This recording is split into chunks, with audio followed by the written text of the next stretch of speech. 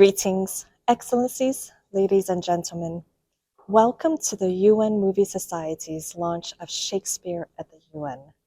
We celebrate English Language Day 2024 at the United Nations with an exploration of how the timeless works of Shakespeare, in reflecting the human experience, can resonate with the core values of the UN, such as promoting understanding and humanity and strengthening global connections.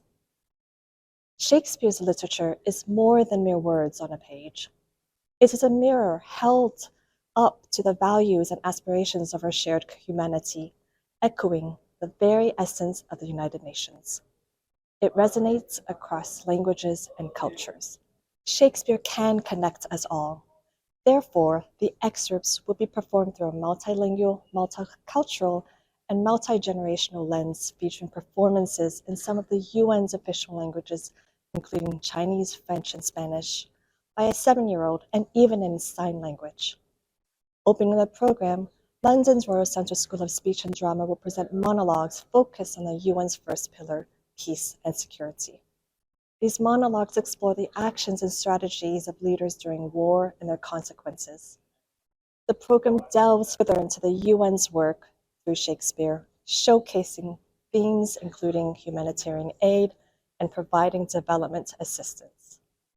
We will be treated to a special performance of Sir Thomas More's speech on immigration by Adrian Lester CBE from the Royal Shakespeare Company. We are honored to conclude our anthology with a presentation from Shakespeare's Globe, featuring All the World's a Stage.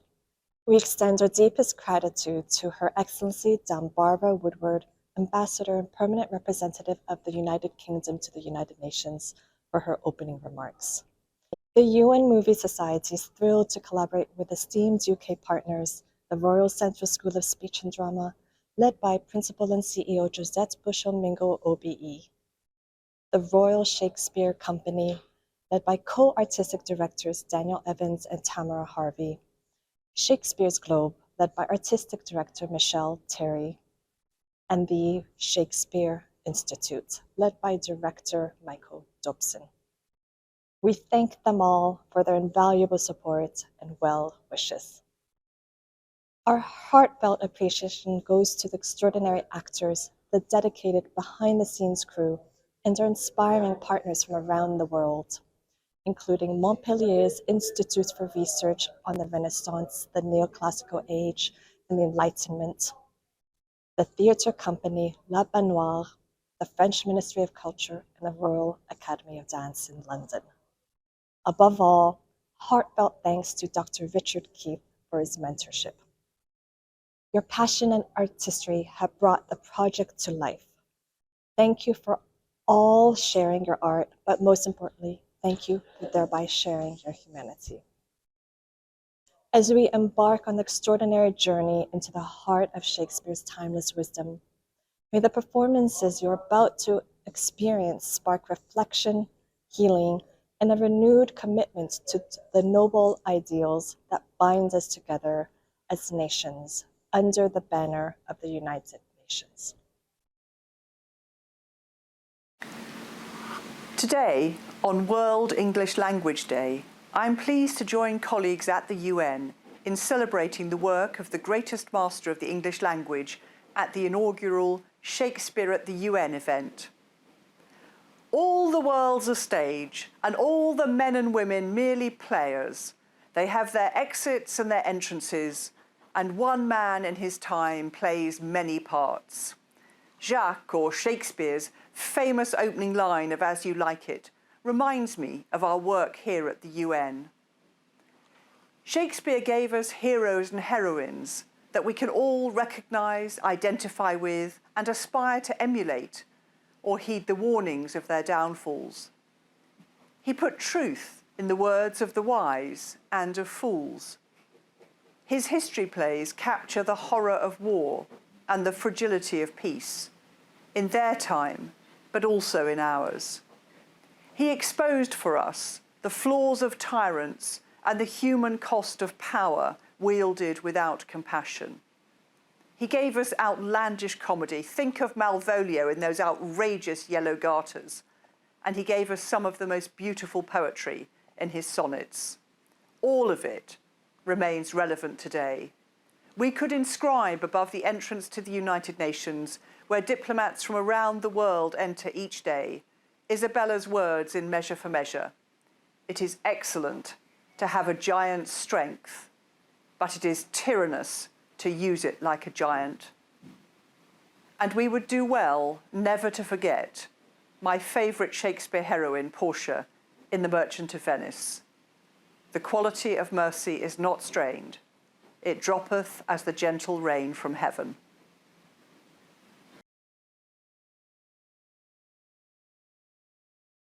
My name is Josette Bushalminga, and I am the Principal and CEO of the Royal Central School of Speech and Drama, University of London. Thank you to the United Nations Movie Society and its president, our former student, Brenda von Gova, for the generous invitation to take part in this event. More than 400 years since Shakespeare's works were first performed, the universality of his words remain as vital today as when they were first spoken. Shakespeare's themes continue to be relevant, of love, power, of loss, and of conflict. They shine a light on who we are, on what divides us, and most importantly, on what connects us. I'm especially proud that, owing to the diverse and international reach of our graduates, we have been able to present these pieces through a multilingual and multicultural lens.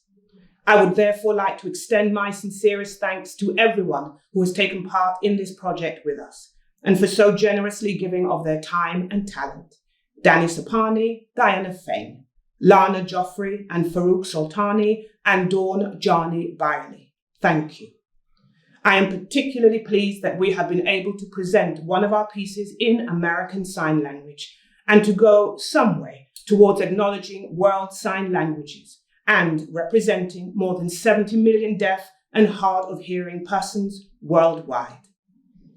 When the UN Movie Society asked us to focus our submissions on their first pillar, peace and security, it felt particularly timely. We live in a world that feels increasingly divided and increasingly uncertain. And so, the following monologues will focus on this theme and will examine the overwhelming impact of conflict and war through Shakespeare's words and what it costs us as human beings, our decisions, and our inner turmoil. We hope that these words will help us all to reflect, to acknowledge the art's ability to capture the human spirit like no other, our shared humanity, and wherever we are, our continued striving for peace. Thank you.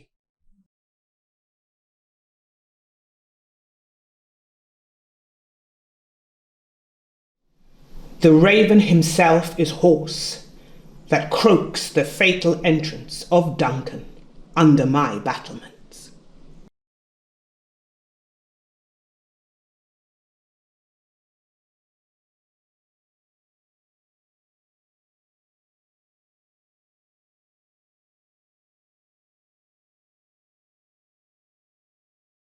Come, you spirits that tend on mortal thoughts, unsex me here.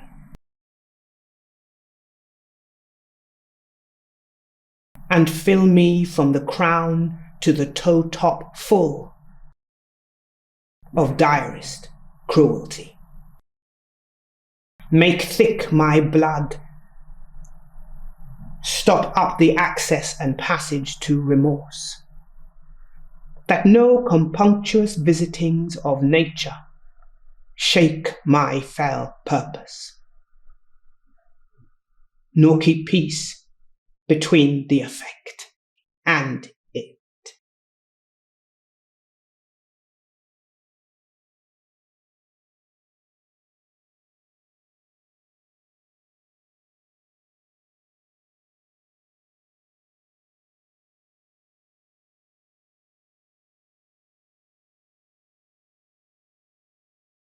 Come to my woman's breasts, and take my milk for gall, you murdering ministers, wherever in your sightless substances you wait on nature's mischief.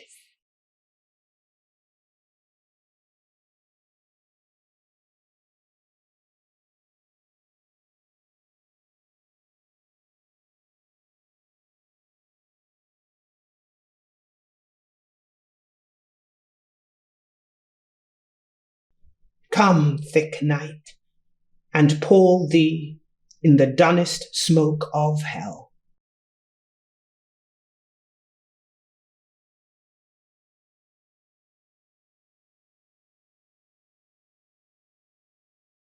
That my keen knife see not the wound it makes, nor heaven peep through the blanket of the dark.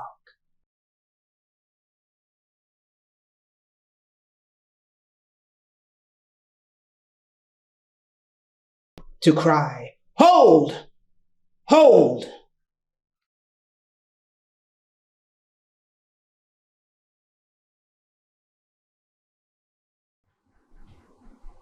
凭着幻想的翅膀，我们的场景在飞快的转移，就连思想也不能赶上我们。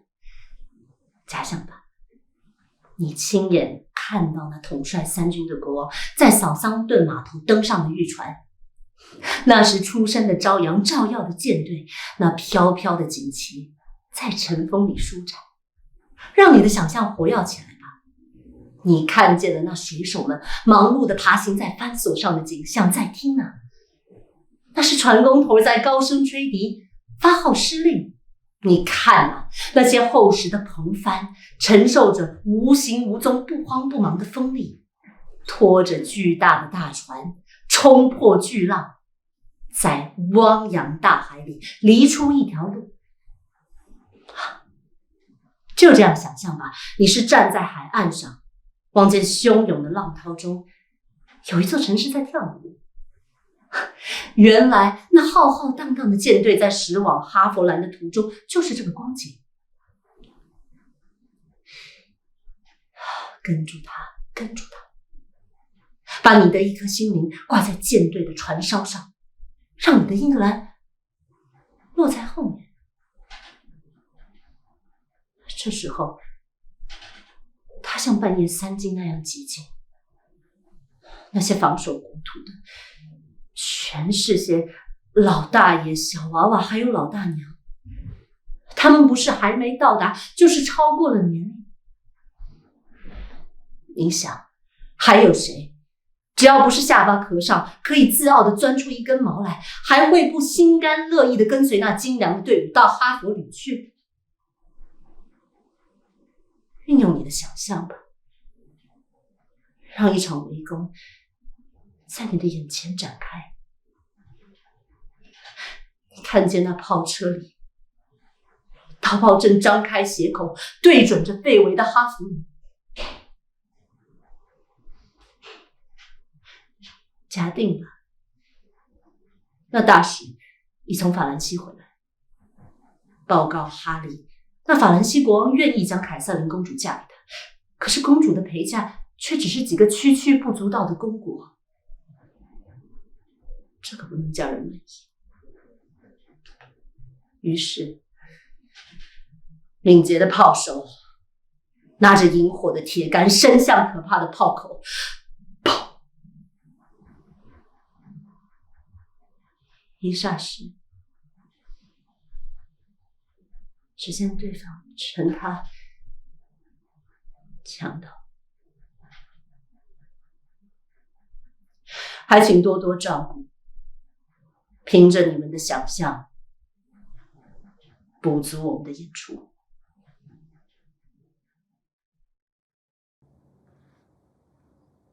هان ای گرسنه زمان، برگیر تیزی از پنجه شیران، به زمین شیرین فرزندانش را خوران، برکن دندان تیز از دهن ببر ژیان، به خون و آتش کش آن ققنوس دیرجان، بتاز و بساز فصول خندان و گریان، هرچه دلت خواست درآور ای تیز پا زمان. بر سر رنگ و رو رفته این جهان، لیک امرت می کنم پرهیز کن از یک خطا. نینداز بر رخ نگار چروک ساحتا. نکش به فرسود قلمت به سیمایش خطا. بگذار بماند نقشش پاک و گوارا، که دانند شکوه چیست مردان فردا. زنهار هر ستمی خواهی بکن پیر زمان، که نگار در غزل من همیشه میماند جوان.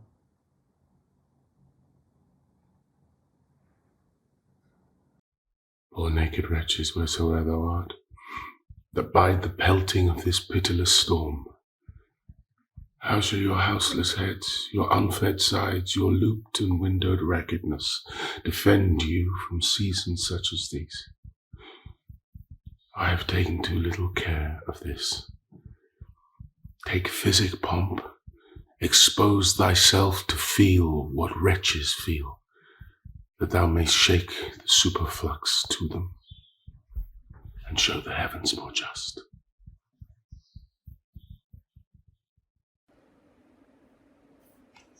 In Troy, there lies the scene. From Isles of Greece the princes Augulus, their high blood chafed, hammered to the port of Athens sent their ships, fraught with the ministers and instruments of cruel war. 60 and 9 that wore their crowns regal, from the Athenian bay put forth towards Phrygia, and the vow was made to ransack Troy, within whose strong emures the ravished Helen, Menelaus' queen, with wanton Paris sleeps. And that's the quarrel. To Tenedos they come, and the deep-drawing barks to their discords their warlike freightage. Now expectation, tickling skittish spirits on one another's side, Trojan and Greek, sets all on hazard. And hither am I come, to tell you fair beholders that our play leaves all the fawns and firstlings of those broils. Like or fine shore, do as your pleasures are. Now good or bad, 'tis but the chance of war.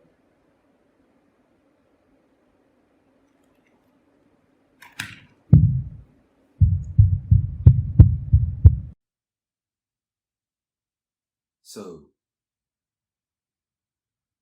shaken as we are, so wan with care, find we a time for frighted peace to pant, and breathe short-winded accents of new broils to be commenced in strands afar remote.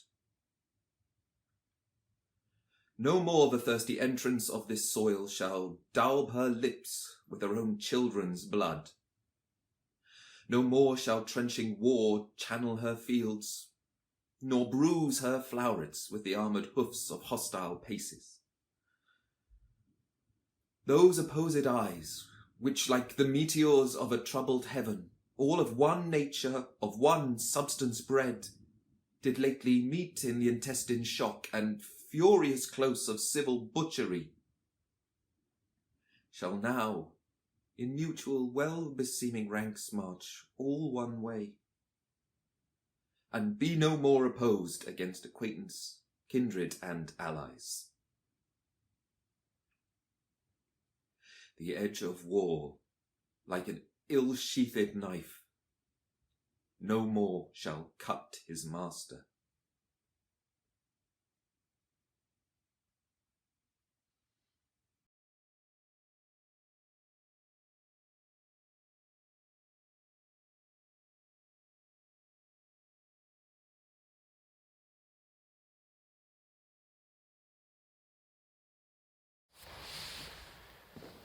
Seigneur gouverneur, car c'est bien vous, nous dit-on,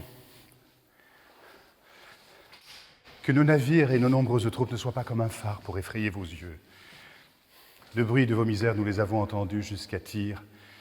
Et nous avons vu la désolation de vos rues. Nous ne venons pas pour ajouter du chagrin à vos pleurs, mais pour les soulager de leur pesant fardeau. Et nos navires, dont vous pensez peut-être qu'ils sont comme le cheval de Troie, remplis de guerriers sanguinaires prêts à la conquête, sont chargés de blé pour vous procurer le pain qui manque et ranimer les affamés.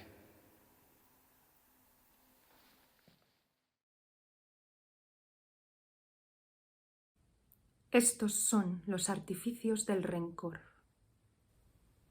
Y desde la plenitud del verano, nunca nos hallamos en colina, valle, bosque o prado, fuente, arroyo, impetuoso o a la orilla del mar, para danzar nuestros ritmos al aire, sin que tus quejas turben nuestro gozo. Y así los vientos nos cantan en vano, se vengan de nosotros, absorbiendo las nieblas del mar que infectan la tierra, llenando los ríos de tanta soberbia que han rebasado ya sus riberas. El buey jadea bajo el yugo en vano, el labriego malgasta su sudor. El nuevo grano se pudre siendo aún imberbe, y los verdes laberintos de los campos, abandonados, son ya intransitables. La luna, señora de las mareas, pálida en su furor, anega el aire de enfermedades y las estaciones vemos ya alteradas en su transcurrir. La primavera, el verano, el fértil otoño, el crudo invierno, todas cambian sus celebrados ropajes y el mundo, perplejo, no distingue una de la otra. Y esta progenie de males es nuestra. Viene de nuestras pugnas y disensiones. Nosotros somos sus padres, su origen.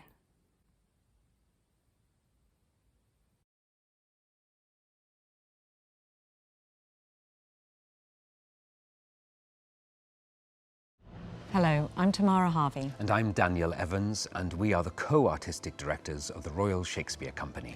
We're delighted to be part of this inaugural year of the UN Movie Society's Shakespeare at the United Nations project.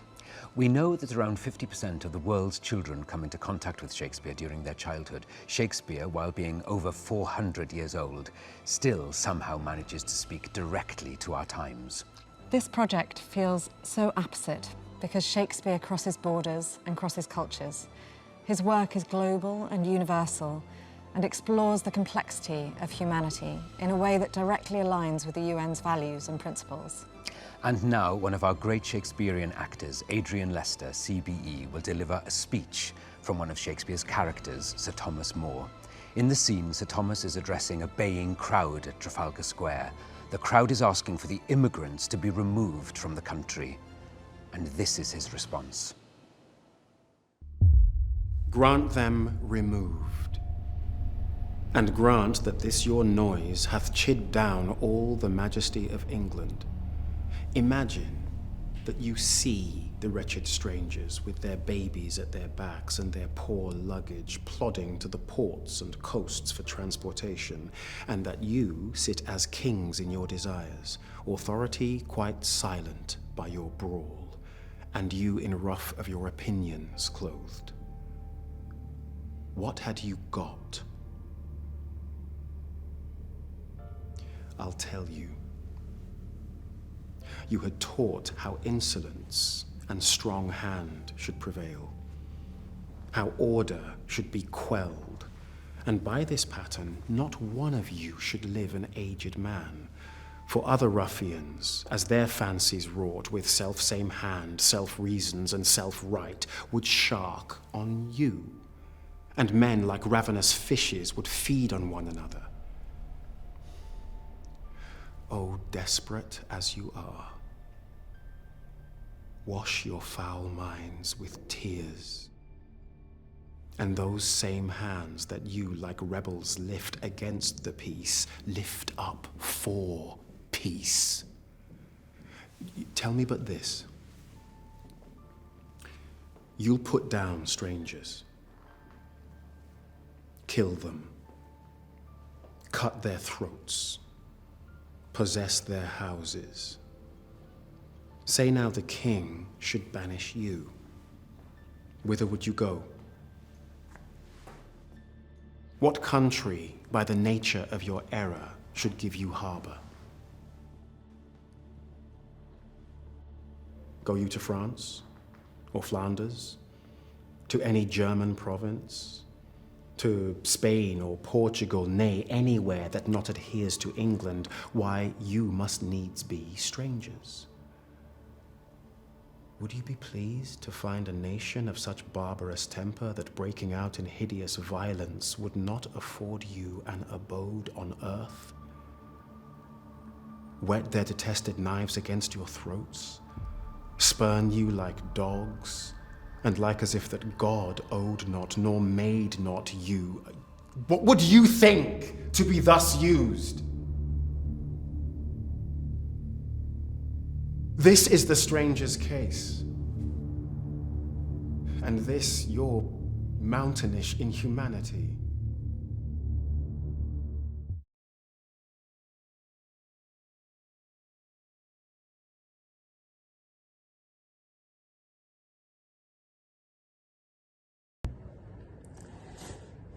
Hello, my name's Michelle Terry and I am the Artistic Director of Shakespeare's Globe here on London's Bankside. And it is our joy and honour to be partnering with the UN on the Shakespeare at the United Nations project. It's no accident that Shakespeare continues to be shared around the world, because somehow across time and space, this incredible artist found a way to create characters and tell stories that speak across time and beyond borders, and continues to address some of the biggest questions and preoccupations of our time and of all time. What does it mean to be human? What does it mean to share time, space, this incredible planet that we call home? And how do we continue to ask the best questions, think the most useful thoughts, and safely feel all the feelings as we find ways to better share this planet together?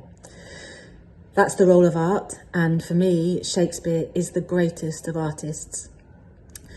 Shakespeare also said that a little touch of nature makes the whole world kin. The nature that we all share is human, a nature that is explored, articulated, interrogated, questioned, created, imagined, debated throughout the Shakespearean canon. These plays remind us that there is always more that unites us than divides us. Sophie articulates this far better than I can in her amazing performance as the melancholy Jaques in As You Like It.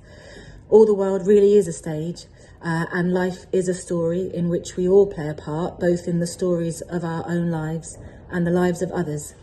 I'm going to leave the rest to Sophie, but before I do, I just want to take you, see if I can do this and turn this around. We're going to go through the doors here into backstage, and now we are up on the gallery of Shakespeare's Globe, and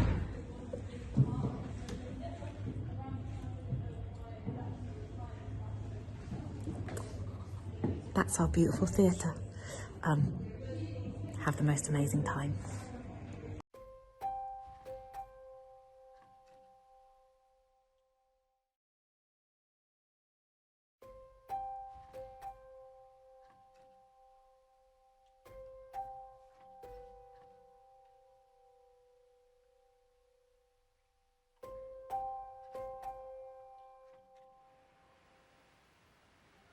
All the world's a stage, and all the men and women merely players.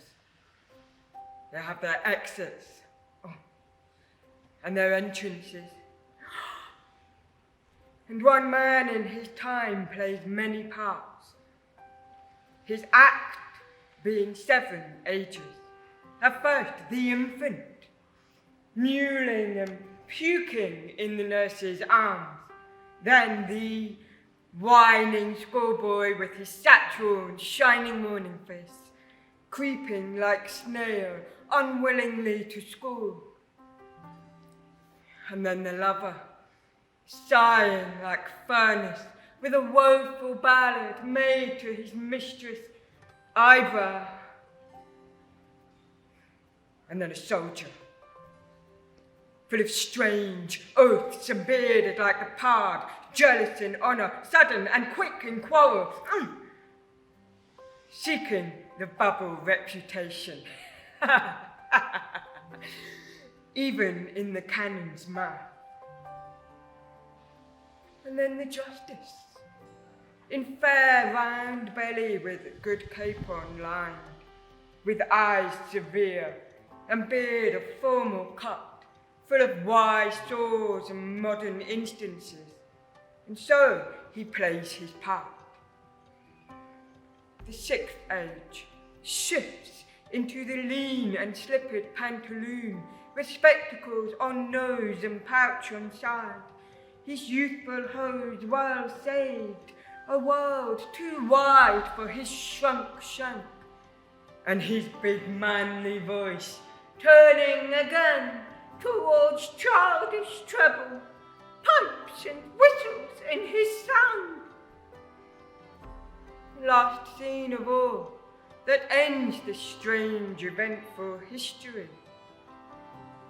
His second childishness and mere oblivion. Sans teeth, sans eyes, sans...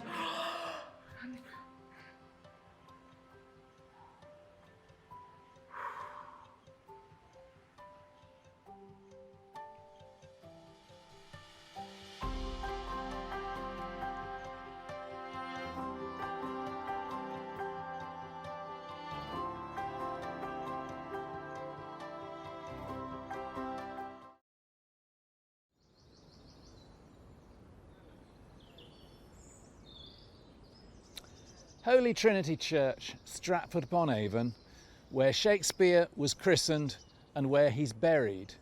And just upstream up the Avon is the Royal Shakespeare Theatre. A couple of streets that way is the Shakespeare Institute, the little bit of the University of Birmingham that's the world hub of international Shakespeare studies. And I'm Professor Michael Dobson. I'm lucky enough to be its director. As you'll have seen, it's very remarkable that this parochial place should have produced the least parochial writer in world history, somebody who has become this planet's local playwright, whose works express such a range of emotions and ideas in such a range of ways that they've become the common currency of world drama, used in many languages and in many styles for many, many years. And it's not surprising, therefore, that they should resonate so strongly with the Charter of the United Nations. As you've seen, nobody can articulate the yearning for peace like Shakespeare can, as he does in Troilus and Cressida, as he does in Henry IV. Nobody displays how important it is to administer humanitarian aid, the way Shakespeare does in Pericles, nor who responds to the natural world so vividly that Titania's speech in Midsummer Night's Dream looks like a manifesto for sustainable development in an era of climate crisis. So I'm delighted that the United Nations are taking Shakespeare so seriously and very pleased to be involved with this video. There is no one like Shakespeare for making it clear that we should not be making war. What we should be making is dialogue.